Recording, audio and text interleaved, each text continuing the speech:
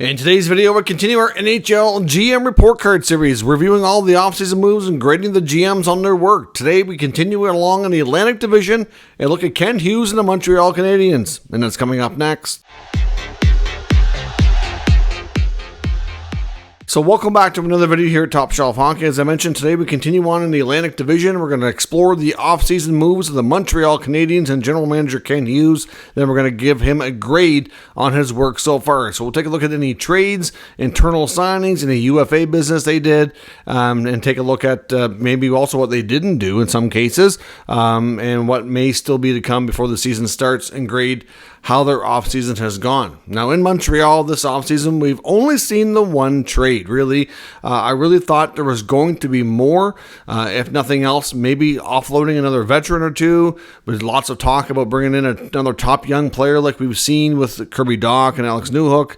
And it's been quiet. It's been really quiet in that front. All they've really done since the trade deadline into the offseason here is they traded defenseman Jonathan Kovacevic to the New Jersey Devils for a 2026 fourth-round pick. We've talked at great length that the Habs have way too many defensemen, and they all couldn't stay and be Habs. So there's no question Kovacevic was a bit of a found piece that they picked up on waivers that put in some good time, played some good games for them, but obviously a lot of their homegrown talent that they've drafted and spent time developing, and to be honest, we're a little bit stronger and more skilled anyway. We're going to take precedence over him, but he played a good role. For a waiver pickup, he did really well there, and he gets to go to New Jersey, where hopefully he can continue to play a good depth role for that organization. So again, I have no problem with that trade. They're not going to get much better than a fourth round pick for his type of service, and there we are. But like I said, I really thought we would see at least another veteran or two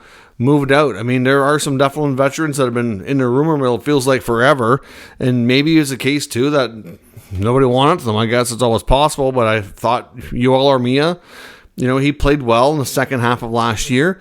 But again, do you want to take the chance that he plays like he did in third training camp in the first part of last year again, or do you want to try to sell high while his value was a little bit better? I'm a little bit surprised he wasn't moved.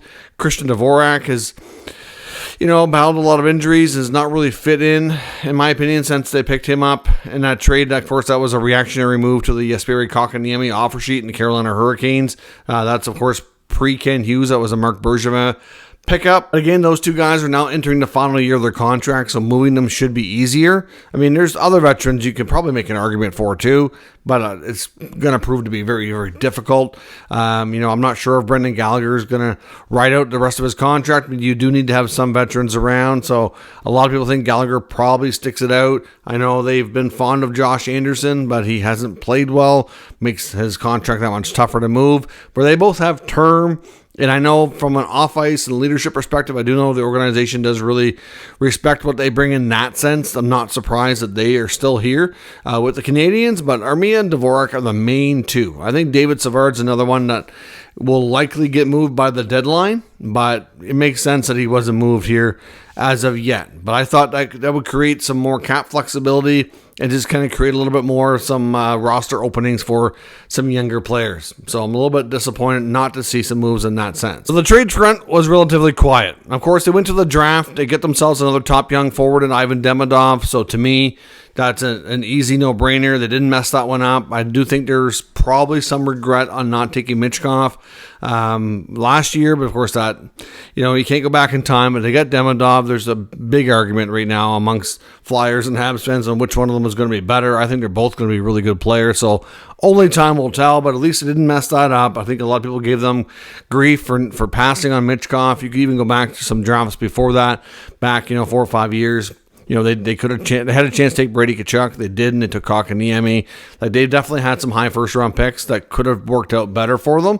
And Demidov is, to me at the time, and we'll see if everybody's right or not, was the logical piece for them to take, and they did it this time. So that was good. I'll give him credit for that. Internally, they made some good signings. There was only one player that came in outside of the organization. They signed Alex Barré-Boulet, not even a full-fledged clear-cut answer that he's going to make the roster. He'll be a fringe player that either plays bottom six or maybe starts in the American Hockey League. He gets a 1-year league minimum deal, 2-way contract. So nothing really big there, but they did extend some of their top young core pieces to be long-term lucrative deals. They're starting with Jerard Fagerberg. He gets an 8-year contract at $7.6 million. Some might think that's a little bit rich, but if you look at a lot of other top players, even within their own organization or, in the last couple of years, for what he put up in last season, he had 20 goals, and a lot of his success came in the second half of the year. Once he got a chance to play more on the top line with Caulfield and Suzuki, he kind of took off, and he's got the size, he's got the strength. It's just a matter of putting it all together, and he started to show signs of that. So yes, it's a lot of money. There's always some risk involved with younger players like this, but it does seem like a pretty good bet that this will work out. And it has the potential, like some of these guys that are signing for under $8 million, to be steals of a deal. And they could be very team friendly long term if the player, becomes a consistent, 70, 80 point player, especially as the cap continues to rise over time. So the Slafkovsky contract was done pretty early into free agency. And certainly, like I said, some people thought it was a little bit much, a little bit risky, but overall, I think it's a pretty good bet long term on a first overall pick player who's bound to be a big piece of the team's future. Caden Gooley gets the next biggest contract, 6 years at 5.5. To me, that's pretty fair as well. Gooley, I know some Habs fans see him as being a top pair D, and to me, this tells me that the team is not 100% sold that he's top pair, but he definitely top 4, and I think that's fair to say. Gooley might be a first pair, maybe he's a second pair longer term. It really boils down to how he does in his development compared to some of these other defensemen that are up and coming as well in the organization.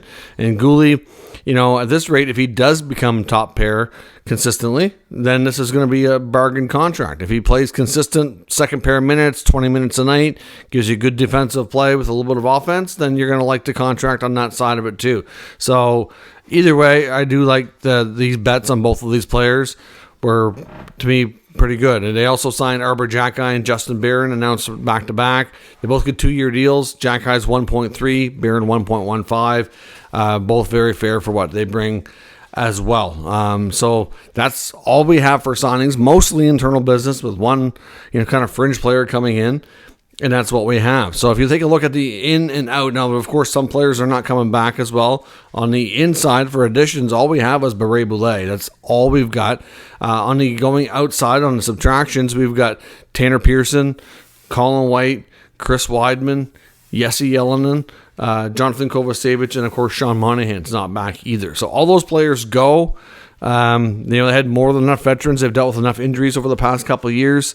But at the end of the day, the main player that they'll probably miss the most is Monahan. He did obviously produce the most offense amongst those guys. Of course, he was traded earlier last year, ahead of the deadline, to the Winnipeg Jets, and then ended up signing with his old buddy Johnny Gaudreau in Columbus. So, at the same time, you could say they were used to playing without Monahan for a period of time there. So it's not like it's a major loss. So they didn't lose anything substantial, but they didn't gain anything substantial either. And I do think that it's fair to say, with all the draft picks they've had now, that I think it's the team and the fans' expectations are going to want to see some improvement this year.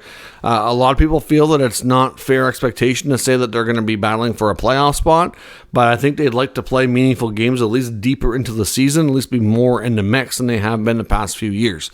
And it's going to be tough to see how they can do that without really making more additions. I mean, yes, you could see some players maybe take additional steps, like Slafkovsky could be a prime one. Will Caulfield stay healthy and maybe hit that 40-goal plateau? There's some other things that could happen to make things a little bit better, but, the whole thing around having another top young player join the team, Demidov could be that guy, but he's not going to play this year. Maybe he joins them at the end of the season once the KHL season's over, but that's about it. They still have too many young defensemen as well, so some of these guys are going to be kind of forced to be either not playing or playing in the American Hockey League. So I do suspect we're still going to see more activity.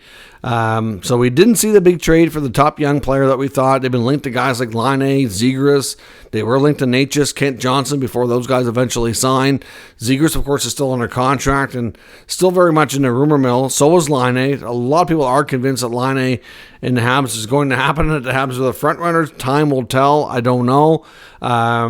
I know looking at my grading of Kent Hughes' work, to be honest, I had written down originally my thoughts were going to give him a C. And not that it might sound like a bad grade. I have no problem with his internal contracts. He signed a couple of guys longer term that were good. But like I said, he didn't get that trade for the top young player to add. He didn't really do anything to make this team better. There's nothing that is brought in. And they also had opportunity to move out, I think, a veteran or two, like I said, with Dufour and me, and they didn't. So it's almost like an incomplete. So to me, I was going to give him a C. I'm going to probably end up upgrading that a little bit to like a B-, just because I think that this is going to be a team that will make at least one more move before the start of the season. If they do land a player like Laine, that could change things drastically depending on what the return is. So we could check a couple more things off this list here that never got done. But there's just incomplete work. And it just, to me, sets them up to be another season where they're, likely going to be down in the standings, out of it early, and just be in a situation where, they're going to probably just move out more, be a seller again at the deadline, move out guys like Savard, maybe Armia, maybe Dvorak, and then come back next year, and maybe next year's year. But, you cannot have so much time. Again, if you look at where the rebuilds are at compared to other teams, like, obviously teams like Detroit, Ottawa, Buffalo, they've been doing this a little bit longer. But, they could make that kind of half of the second half of the division a little bit more interesting by playing more meaningful games. So we'll see. I just think Ken Hughes still has a move up his sleeve, and I'm hoping that he does something to make this offseason just a little bit better, because it's been eerily quiet. So good signings internally, but you haven't brought in anything to make the team better. And that's why the grade for me isn't stronger. But at the same time, sometimes the best moves you make are the ones you don't make. He didn't do anything stupid on free agent frenzy. He didn't sign any UFAs to big lucrative deals. So, you got to give him credit for that to some degree, because not all GMs can say they didn't do anything stupid. And at the same time, but you thought there'd be something. It's largely the same group, pretty much, with a few subtractions. So for that, I think there could be more done. But I want to know what everybody else thinks as well. Comment on the moves you think that could still be made.